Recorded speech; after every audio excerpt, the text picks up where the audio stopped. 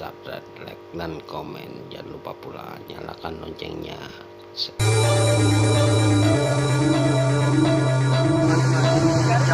Jam jasa ya, macet total ya, pohon tertutup gitu ya. Hati-hati yang melintas Tang Citimol, berharap hati-hati gitu ya, kalau bisa jangan dilanjutkan perjalanan gitu, soalnya depan mau Tang Citi ini hujan angin juga ya, seng-seng.